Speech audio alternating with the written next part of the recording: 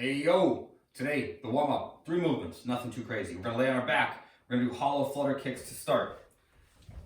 Easy peasy. I look at my toes, lift my shoulder blades up, and I alternate lifting and lowering my legs. Pretty straightforward for those.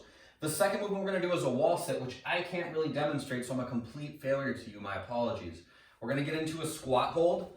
We're gonna put our back against the wall, okay? So I just don't have a section of wall that would work well for this in the video.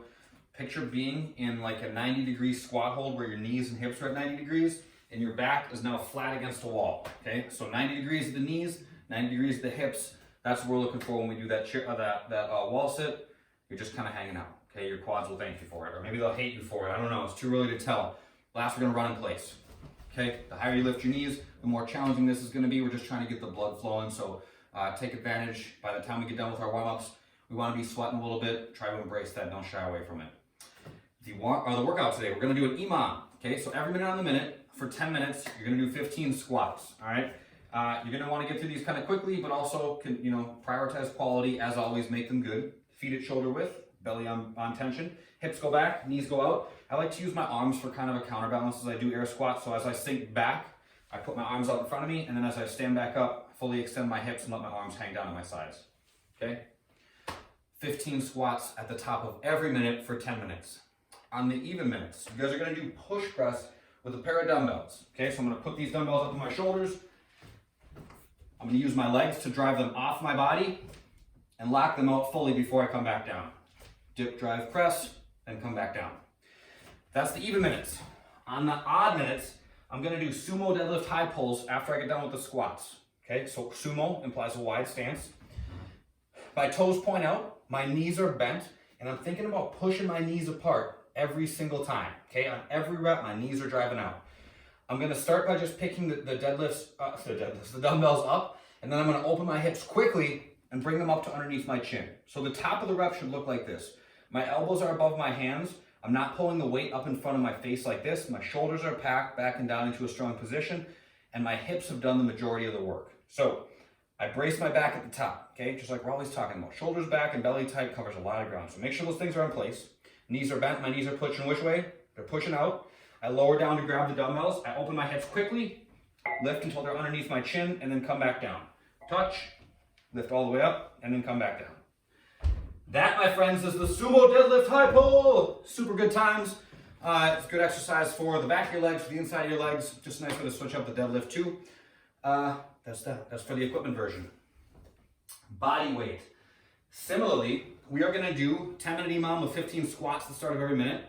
For the remaining time, in every even minute, we're gonna do handstand push-ups or down dog handstand push-ups. So if you've never done handstand push-ups in the gym before, I don't recommend trying them for the first time on your own. If you feel really comfortable in a handstand, that's fine, try it, but just be really careful. Put some pillows underneath your head or whatever. Don't land on the top of your melon. That's no good. Regardless of which version of a handstand push-up you do, whether you do one against the wall or you do the down dog version that I'll talk about next, the bottom position should look like a triangle, okay? Your hands should form 1 point each, and the top of your head should form the third. What happens a lot is that we end up like this, where we're in a straight line, okay? And if you watch people that do this, when they get down to the bottom, their shoulders usually do this. They roll up and out and forward into a really weak position. So think about keeping yourself in this tripod shape when your head hits the ground, regardless of which form of a handstand push-up you're doing. The scaled version of this is going to be the down dog handstand push-up, which I say scaled, but these are no joke. If you do them correctly, these are no joke at all. I'm going to get into down dog, then I'm going to walk my feet even closer to my hands than I normally would if I was just stretching.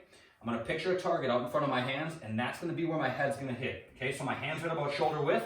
I walk my feet towards my hands. I lower down and forward, touch my head, push back up, and then I push my head through my arms. So I finish every rep not like this, but like this, okay? As we say with normal push-ups, if you need to prioritize quality always, but if you need to scale them at all, you can put some books, a pillow, something like that to elevate the ground target so that you don't have to go all the way to the ground. Put a book there, put a pillow there, something that lets the target be a little bit higher up so that you can keep the mechanics consistent, but maybe the range of motion is a little bit less. You're gonna do those on the even minutes. On the odd minutes, you're gonna do step up. So find something, I usually use one of my dining room chairs or something like that you're gonna step up onto, okay? Step up with your right foot, step back down with your right foot. Step up with your left, step back down with your left. That's that. That's that. That's the workout. The accessory work today that we're gonna do is gonna be 3 rounds of 10 Supermans and then 10 3-way plate raises. So Supermans are a good strengthener for our back. We're gonna lay down, put our arms up overhead like so, and then I'm gonna lift my torso and my legs completely up off the ground. I'm gonna lift up, then come back down. That's 1, 2, all the way up to 10. Second, 3-way plate raises. I'm not gonna use plates, I'm gonna use some cans of soup. We typically recommend like a 2.5 or a 5-pound plate when we do these in the gym. So I'm gonna hold on to 2 cans of soup per hand. This will take me to about 2 pounds, something like that. This will do the trick. The 3-way plate raise looks like this. I lift up out in front, then I come back down. Up out at about 45 degrees, and then come back down. Then with the cans of soup facing the ground, I come up like this. That's 1, 2, 2, 2, 3, 3, 3, all the way up to 10. Slow and easy. We're not going up any higher than our shoulders, so we're not going way up like this. Resist the urge to go fast. You will feel it more, and it'll be more beneficial if you can slow it down a little bit. The mobility work today. We're working on opening up our chest. Okay, so just getting a little stretch kind of through our pecs. What you can use a foam roller. If you guys have a foam roller at home, that's legit. If you don't, grab a couple towels. Okay. This will not be the most perfect process, but you guys will get the gist of what I'm doing. I'm gonna roll these things up like so, and then I'm gonna lay on them with the towels between my shoulder blades, okay? So towels go right here. I take a seat, and then I lay back down onto them, and I'm just gonna spend 5 minutes just letting my chest gently open up, okay? So I'm looking for 90 degrees at the armpit, 90 degrees at the elbow, and I'm just chilling out. I'm just hanging. If you guys want to put your soup cans in your hands when you do this, that would work just to give yourself a little bit more tension, but look to make sure that you're in the position you want to be.